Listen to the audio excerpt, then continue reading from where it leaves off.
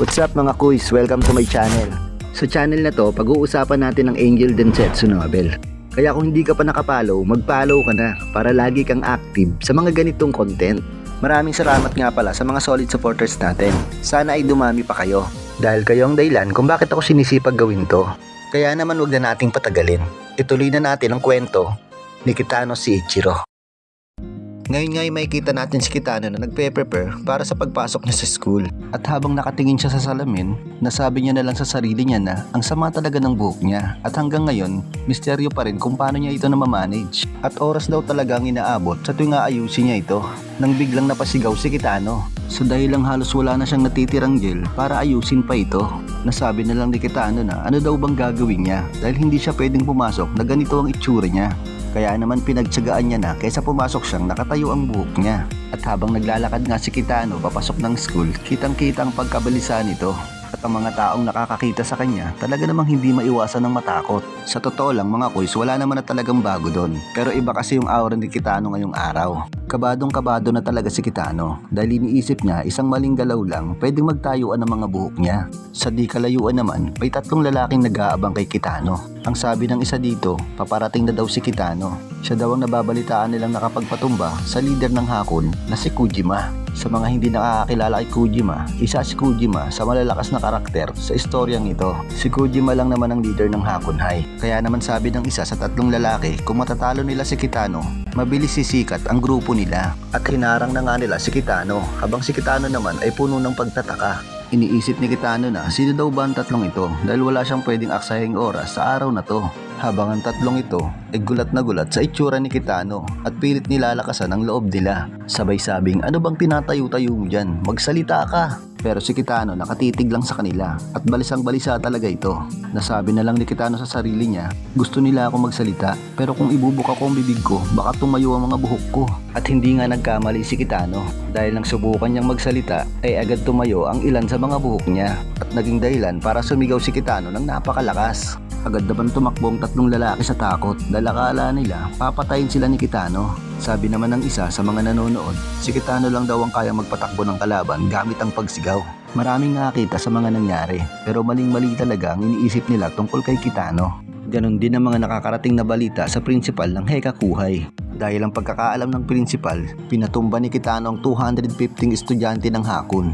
At ang 200 daw dito ay nasa ospital pa. Well, kung napanood nyo na yung episode 2 ng anime nito, alam yung mali ang iniisip ng principal kay Kitano. At dun sa mga hindi pa nga pala nakakapanood ng anime nito, meron nga pala tong episode 1 at episode 2. At dito nga hindi makapaniwala ang assistant ng principal dahil hindi nga daw yung kayang gawin ng tao. Kaya naman sagot ng principal, yun na nga kasi demonyo si Kitano.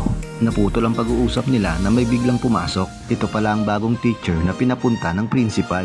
Ito daw ay special guidance counselor na biyasa pagdating sa mga estudyanteng basagolero. Sabay sabi dito na wala na daw dapat silang ipag-alala. Medyo may kayabangan ng isang ito. Kakatapos niya lang daw sa isang problema bago siya pumunta rito. At ang mga problemang natatapos niya hindi na daw kayang bilangin. At talaga namang natuwa ang principal sa mga narinig niya. At sinabing, ikaw na ang bahala kay Kitano. Wala akong pakialam kahit gumamit ka pa ng dahas. Sagot naman ng bagong teacher, ipaubaya nyo na siya sa akin. Ako na magtuturo ng leksyon sa Kitanong yan. Samantalang ang mga classmate ni Kitano ay kabadong-kabado rin. Sino ba namang hindi kakabahan sa itsura ni Kitano? At ang sabi pa ng isa dito, may napatay na daw si Kitanong 2 tao at pinagmukha lang daw itong aksidente.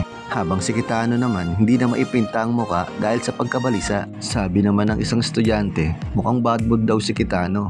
Sana naman daw ay walang mangyaring hindi maganda. Nang bigla na lang tumayo si Kitano at sinabi nito sa isip niya na wala na talaga, tatayo na yung buhok niya at kailangan niya na talagang pumunta sa restroom para ayusin ang buhok niya gamit ang kaunting tubig. Iniisip naman ng bagong counselor na dapat alamin niya muna kung anong klaseng tao si Kitano. Habang naglalakad ang bagong counselor sa hallway ng school ay makakasalubong niya si Takeshi-sa at talaga namang ang sama ng tingin nila sa isa't isa. Si Takeshi-sa hindi rin to pipicturing karakter sa istoryang ito. Siya nga palang halos tumatayong kanang kamay ni Kitano.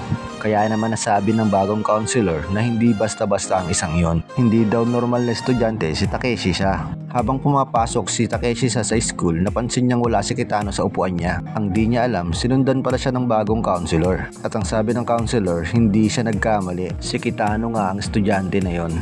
At dito mga kuys, napagkamalan niyang si Kitano, si Takeshi sa. Habang si Kitano naman ay nasa CR pa rin, makikita natin na nakahinga na siya ng maluwag dahil nagawa niya na ito ng paraan. At sa pagbalik na sa classroom, nagtataka siya kung bakit may teacher na nakasilip sa pinto. Kaya naman ginaya niya ito at sinilip kung sino ang tinitignan ng teacher na ito. Gusto ko nga palang humingi ng sorry about sa boses ko. Inuubot sinisipon kasi ako mga kuys. Pasensya na talaga kayo. At dito ko na rin muna tatapusin ang video na ito. Maraming salamat sa mga solid supporters natin. Abangan nyo na lang yung susunod na part. Paalam!